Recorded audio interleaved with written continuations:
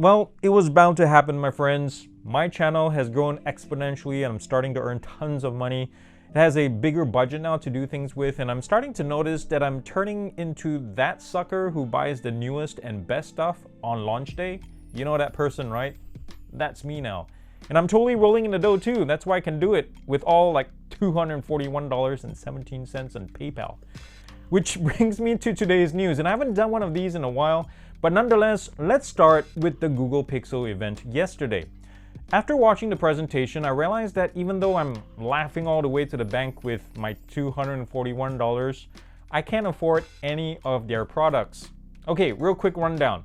Which of these would I buy or skip? Pixel 7, buy. Pixel Watch, skip, absolutely. Pixel Tablet, maybe, but leaning towards buy if it's priced right.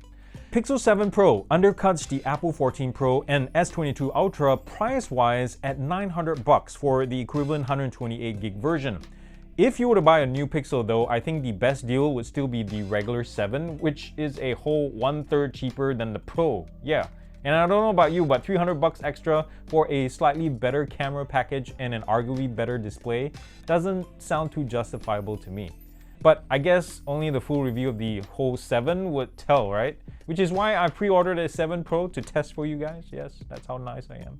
The 3 new colors available now are kinda meh, to be honest. The fact that Google took away coral or more vibrant color options to begin with kinda sucks. When they bragged about how they chose the colors of the new ones specifically to create unified, warm, bright palettes, it's interesting that the coral-looking presentation slide, go back and look at it, you'll see what I mean, had the Coral Pixel Watch Band, the Coral Pixel Buds Pro, and a Coral Pixel 6. They couldn't show a Coral Pixel 7 because guess what? It doesn't bloody exist. And in case you haven't already noticed, my favorite Google color is coral. The new phones have a faster, more synchronous Tensor chipset called G2. It's more powerful and involved than before, such as better voice typing. You can now name more emojis just with your voice while texting, for example. There's also a feature, this one's really cool, called Guided Frame that helps people with low vision to take selfies using AI voice and haptic cues. It's pretty darn cool. You should check out the demo. Or that the G2 has sped up night sight processing in half. It's already fast on the P6. I would love to test out how much quicker it is now on the 7. There was some initial fear that the 7 series would merely be nip and tuck versions of the 6. Like it was earlier reported that the display and the camera tech would be basically the same. However, if the Google presenters are to be believed, the cameras have picked up some physical and digital upgrades that might make it quite unique over the previous gen. Starting with the selfie cam, it's actually been downsized from 11 megapixels to 10.2, with a slightly narrower field of view as well. But what is different is the larger sensor size, which would help a lot with taking selfies in low light conditions.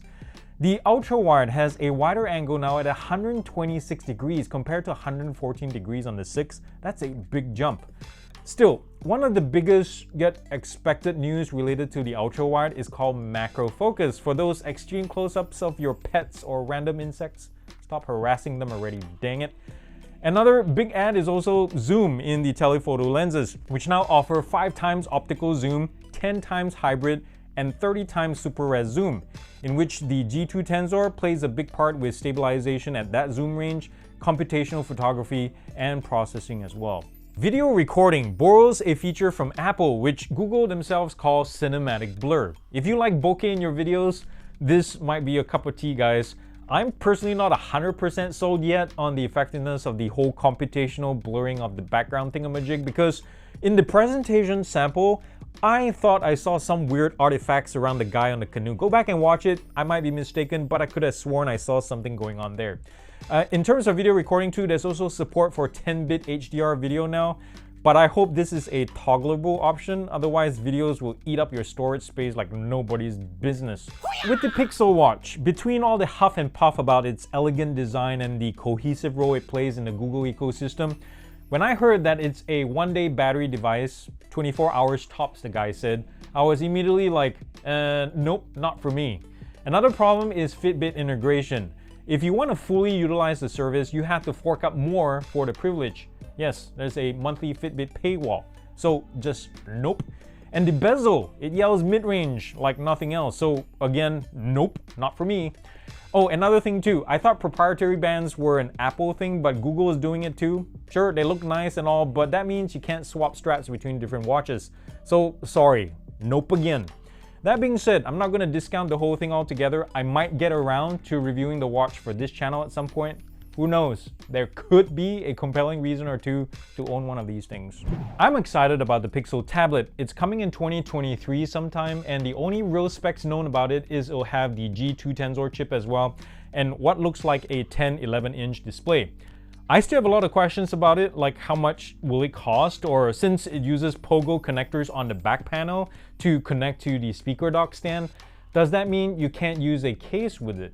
Carl Pays Nothing is coming out with a new earphone called the Earstick, dropping soon, and has also further hinted at a laptop, possibly further down the line. Now, there's no technical info on the earbuds themselves other than it sits in a lipstick case, so I guess at least it'll look good with your cosmetic collection. But on the flip side, seriously nothing. Bring the Nothing 1 or even the Nothing 2 phone to North America already. Put it on your plan, we're still waiting. What the crap?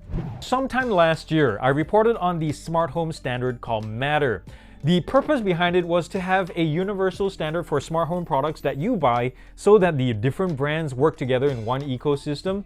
Now, a lot of people thought that the idea of Amazon, Google, Apple, and Samsung, among others, sitting at a table working together would either take forever or would never happen at all. But guess what, guys? It's happening, yo. The SDK is finalized, the Matter certification labs are also good to go. All we need now are products. But just like any new initiative, we won't see much of it just yet. It's likely going to be like a couple of products or Matter certified products here and there at the stores until they really start ramping up in 2023. Some of the products may already be familiar to us, such as the Amazon Echo or Google Nest Hub. All they'll be doing is upgrading the software with Matter. Renewable energy is cool. Or at least that's what the media wants you to believe. Because it's a farce, guys. It's all clickbait. Every time you click on an article about wind power or wave generators, you're basically paying for a tank of gas to the writer who wrote it. Yes, don't quote me on that. But anyways, do you remember the solar-powered Urbanista Los Angeles, this thing right here, that I love so much? It's a pair of headphones that sounds pretty good, had noise cancellation, app control, and to be honest, has never needed charging from the wall since I started owning it. Well, Urbanista ain't sitting still with their powerfoil tech right here. They've slapped it onto the case of the Phoenix for it to become the world's first solar-powered earphone.